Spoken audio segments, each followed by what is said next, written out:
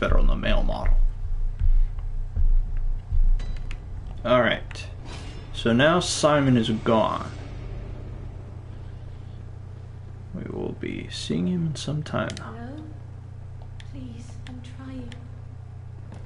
Hello? Please. Please, please bring me. I must have it. Without it, I'll... Here you go. Yes, that's it. Let me have it.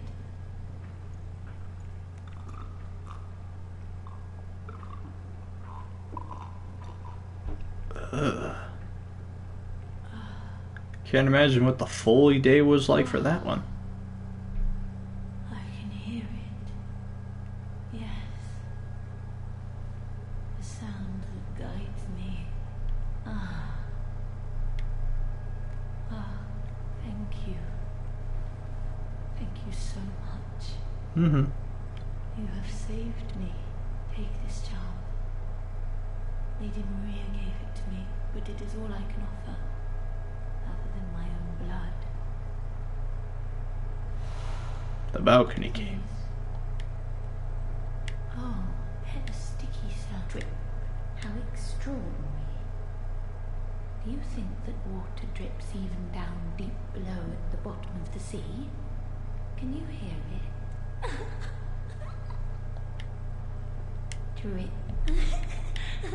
Well, she's going nuts. Balcony key.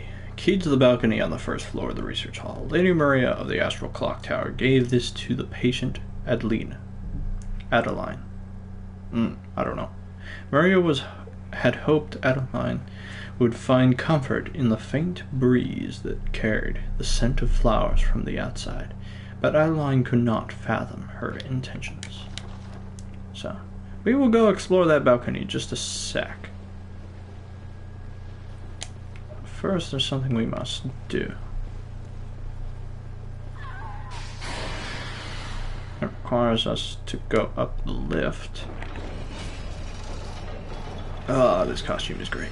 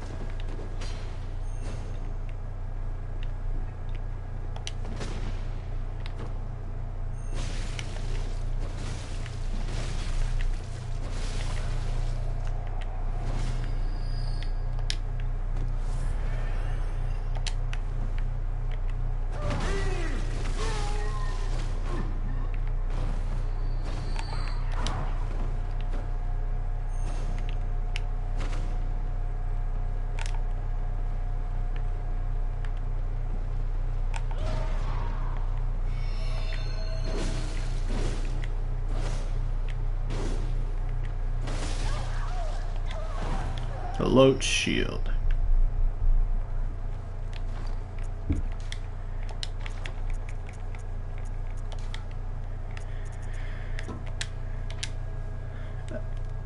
An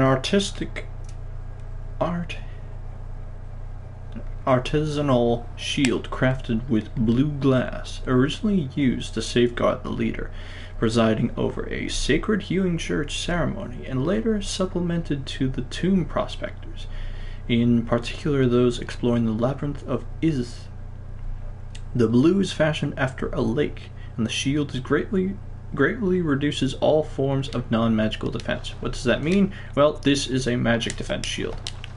This thing doesn't block attacks well, so there's still no true Dark Souls strategy for playing Bloodborne, and I don't think there ever should be. But this thing blocks magic attacks, which is useful when fighting enemies that are mostly magic users.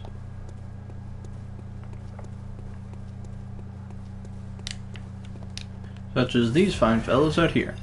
So, This is where we fought the Celestial Emissary in the normal game. It is now the home of these things, and this. Yeah, and this is...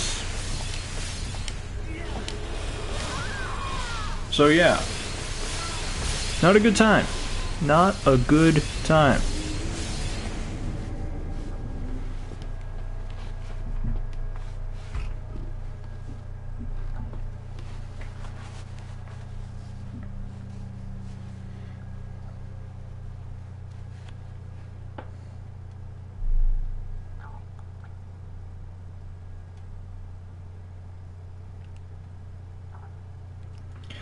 Now, with the load shield, you can block some of those.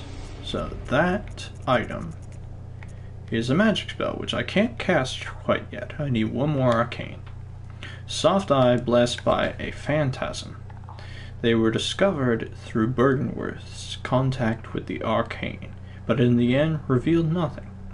Deep within the eye lies a vast stretch of dark sky that rumbles with an endless meteor storm.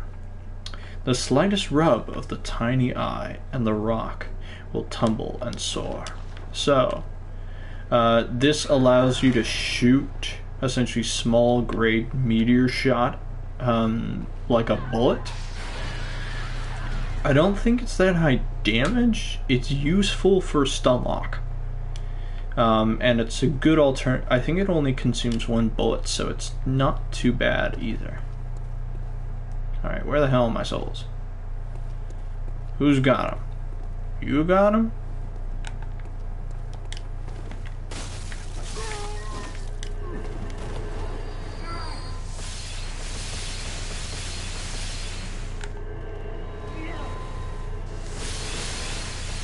So as you can see with the load shield, not near as bad. There they are. One of you assholes has them.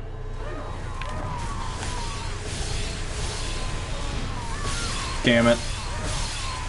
Well, they're gone now. Oh well.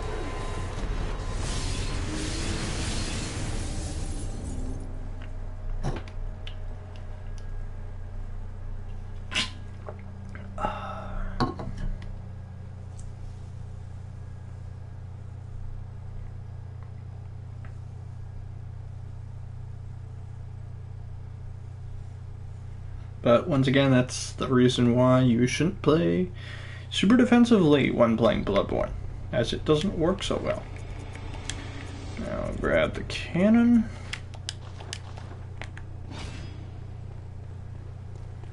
And there was one other thing out there.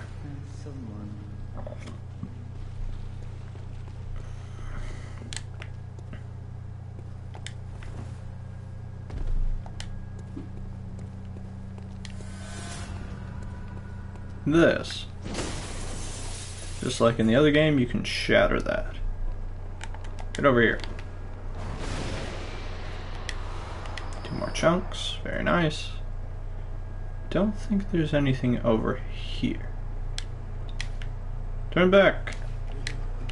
It is a fine note.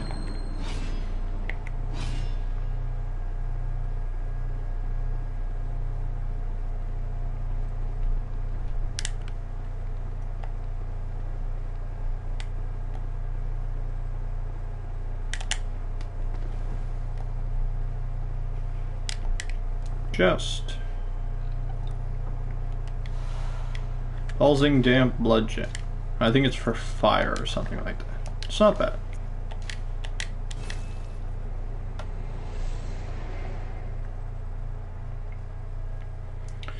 All right.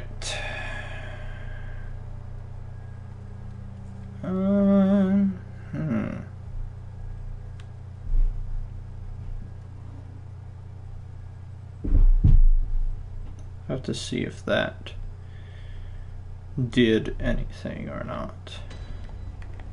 There's one last step to the Adeline. Yes, good.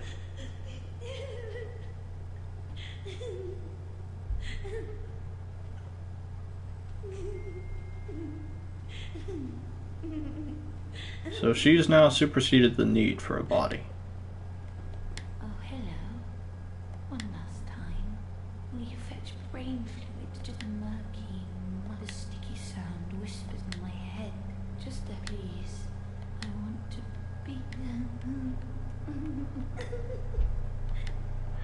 So, once again, just like the make contact gesture, this is another one of the things where people didn't figure it out for weeks. What you actually have to do is attack her and get one more brain fluid. Oh, go away.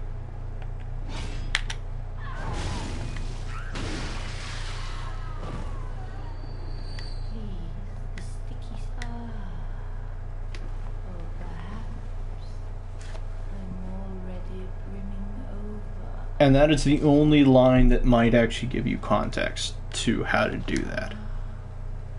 I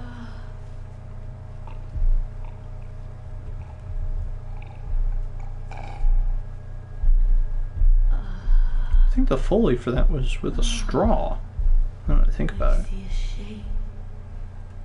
My guide, I see your voice. Clearly as it bends and bleeds. Milkweed. My own. Thank you, really.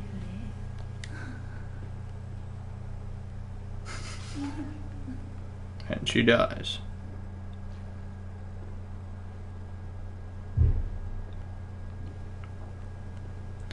Leaving you with nothing.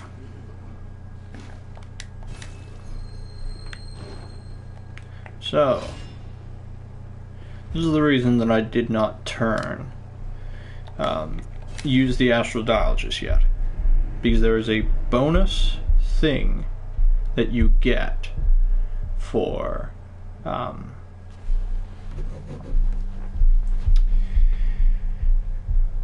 getting the rune. So, this is the reason.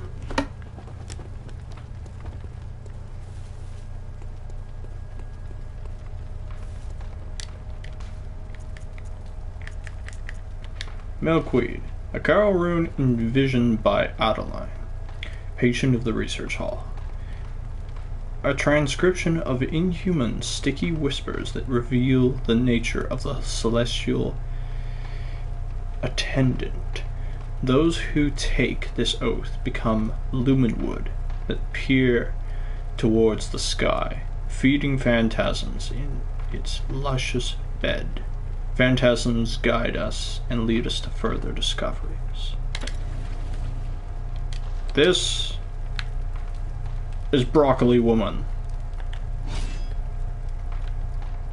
So, this thing gives you a little bit of bonus discovery on items. And it allows one extra thing for something past the Astral Clock Tower. This is Broccoli Woman.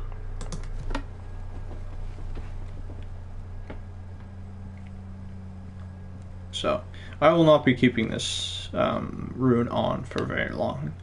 I really only need it for the one section ahead of me, and then I can take it back off. Because it is kind of cool, but it's also annoying. I'd rather be able to show off the hat.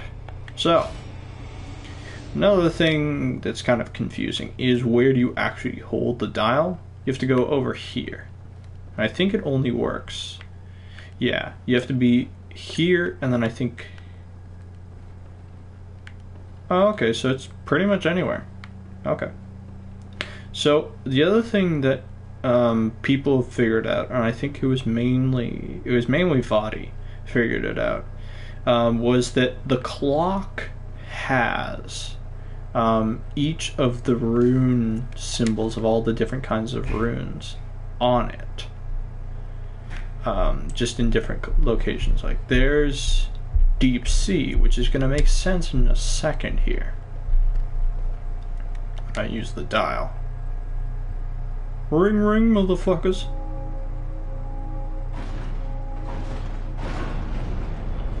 So there's Deep Sea, and there's a couple of the other ones.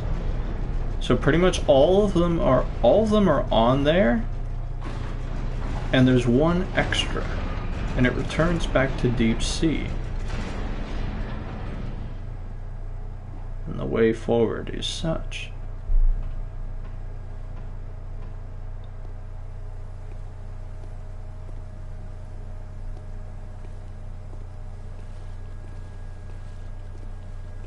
So, if you remember back to a certain section where we were walking along after we got the whirligigs, or actually just before we got the whirligig saw, a shell-like creature fell from the sky.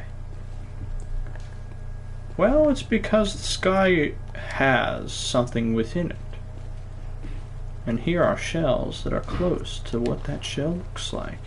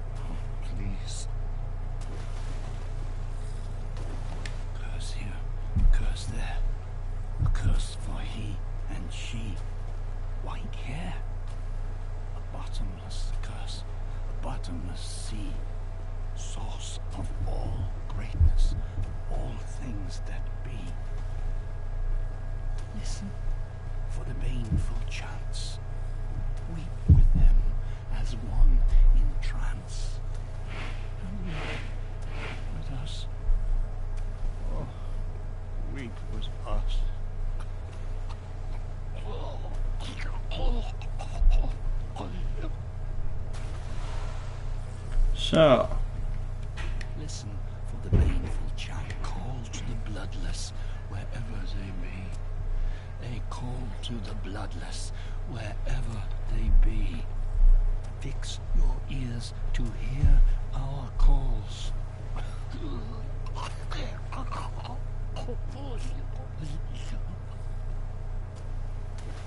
I don't know if this guy's a name or not, but this is where. So, one thing I just noticed is that he has a fishing net wrapped around him. And this is where the game just decides, we've been using Lovecraft for a while, let's just do The Shadow over Innsmouth. Let's just do that, shall we? So also, the nice thing is that the milkweed rune glows. You don't always need a lamp. And we also see the symbol of the hanging man, which is the symbol of a lot of things. It's the symbol of the hunter's mark, it is the symbol of the number of souls you have. It's a lot of stuff. That item that we got is called the Accursed Brew. A skull of a local from the violated fishing village. Inside of the skull was forcibly searched for eyes on the inside, as evidenced by innumerable scratches and indentations. No wonder the skull became stewed in curses. They who offer baneful chants weep with them as one in trance. This is essentially a curse grenade. It's quite nice, and it's scaling with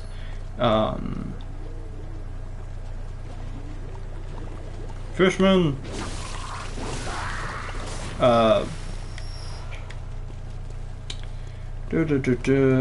Arcane. And it's a pretty decent spell. Like, it feels kind of like the pyromancy skills of old. So these are murlocs. Let's be serious here. These are murlocs from World of Warcraft.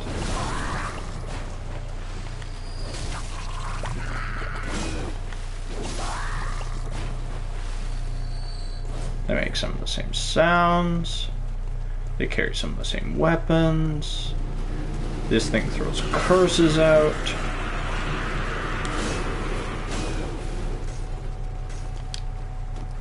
You gentlemen will kindly follow me over here.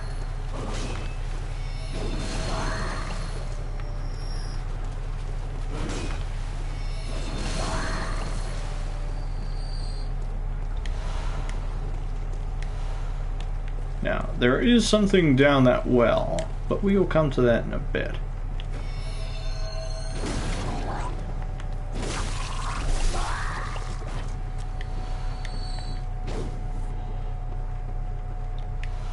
Tempering Blood Gem 6.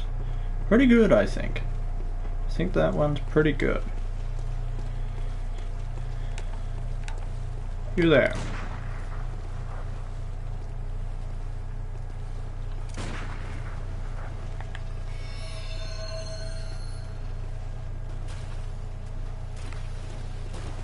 Oh boy, here we go.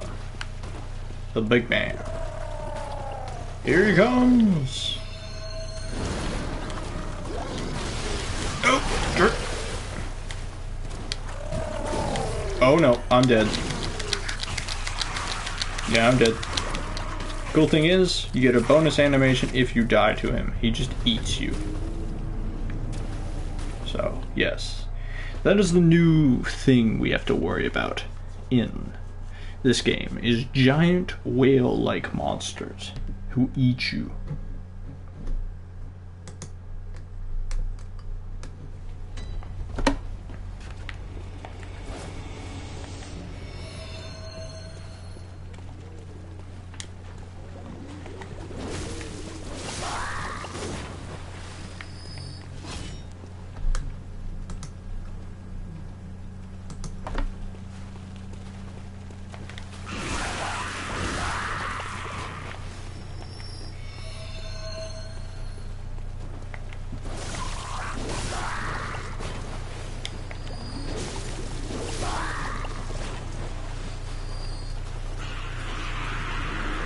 Demon skulls!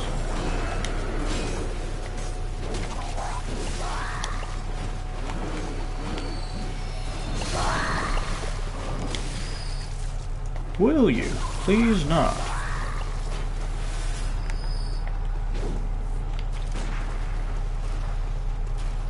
Come on, big man.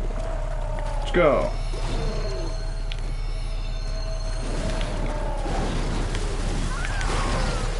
Yeah, no, that attack is pretty strong. It's pretty strong. Yeah.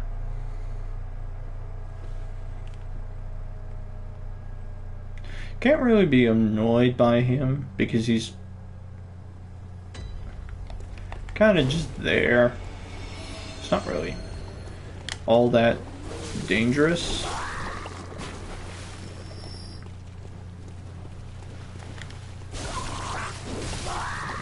Plus, the run back isn't that far.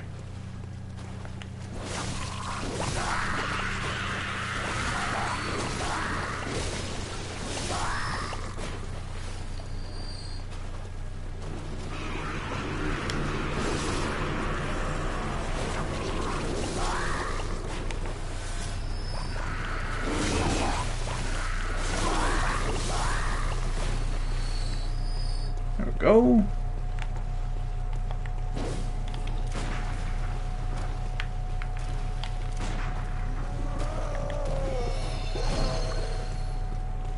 Come on, you big sea beast.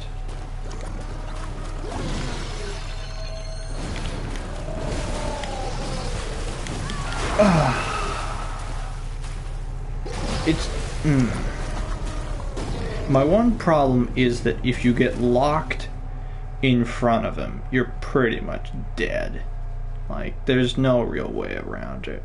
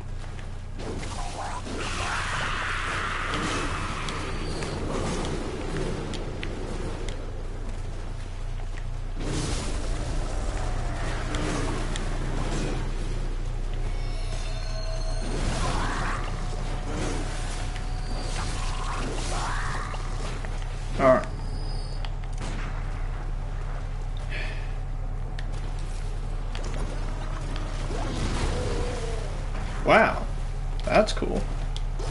So that knocks him out.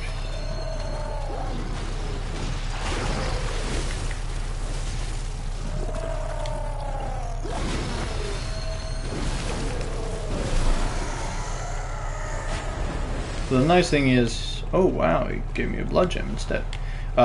Normally he will give you, I think, somewhere in the midst of like 4 or 5 blood vials, which is sometimes the amount you will be spending fighting him. Hey, get out of here.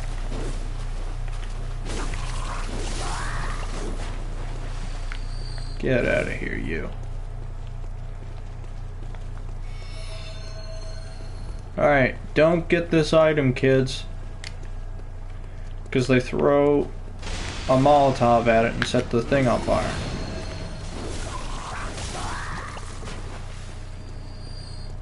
Now get it. Well, kind of. Try to get it without getting hit is the key. Everyone's knowledge. Hit this shortcut.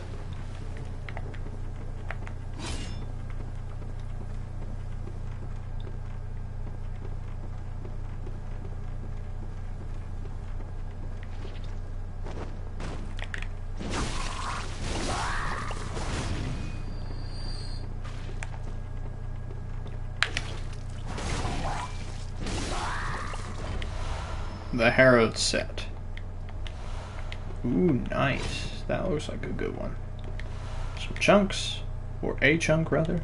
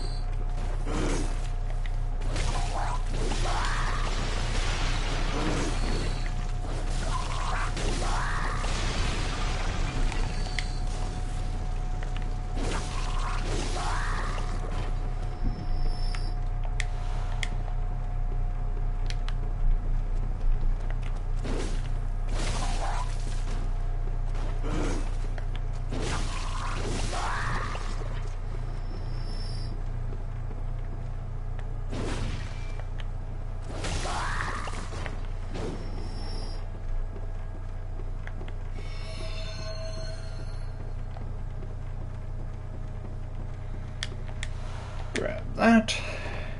Alright. So we'll get to what the Harrowed set is in a minute. First, let's get ourselves. Huh. So these ones are a little different. These guys actually chuck spears. And then we got Shark Dog. And Shark Dog is dead. Alright. Next section, just run it. Because it is not worth it.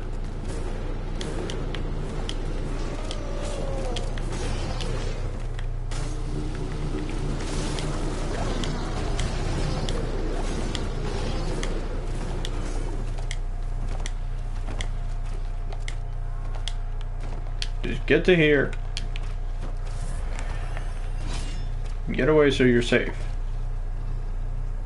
And eventually they'll give up. I think.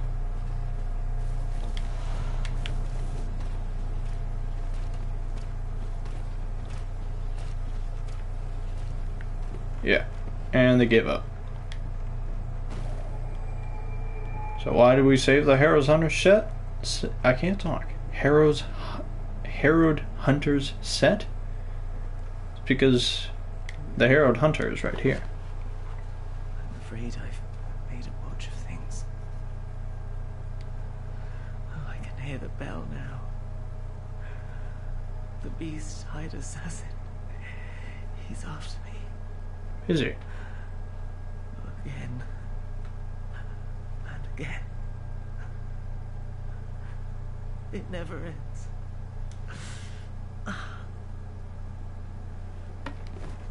Whoop. No! Ah, damn it.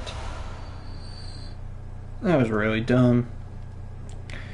Essentially, Simon tells you to to beat the hide hunter. Damn it. Ah. Well, that was the greatest blunder I've done in a while.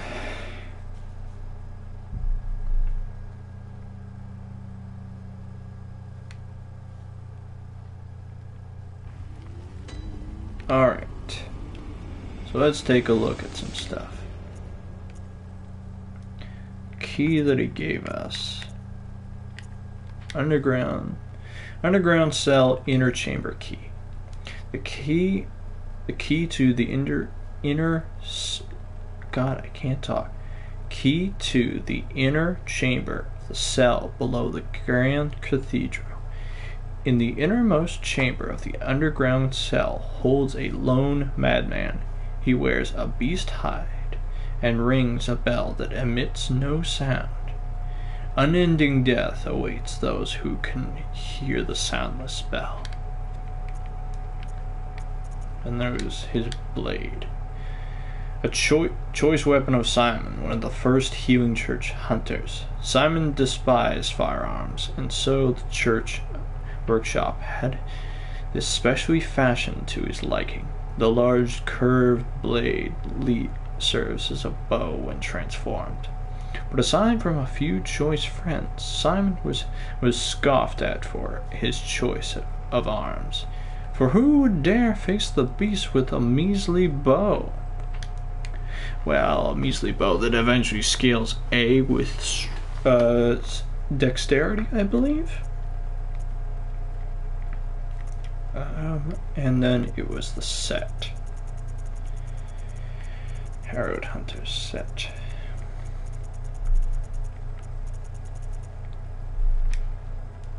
Certain church hunters obfuscate their identity and slip into the nooks and crannies of the city.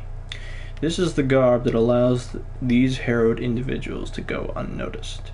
These hunters are kept to early signs, are keen to early signs of the scourge, serving as a first line of defense against its outbreak. Or perhaps, when the time is ripe, they find signs of the scourge where there are none. It just goes to show the corner beggar is not always who he seems. And those are all the same. So the Herald set is actually pretty cool. So yeah, pretty sweet deal. And I think I will be calling it there, as well. The next part is going to be exploring. There's nothing left in the fishing hamlet to do. It's the piece after the fishing hamlet that has a bunch of stuff to do, and we have to return back to the Grand Cathedral to confront the ringer of the bell. So the next location we'll be going to is the lighthouse hut,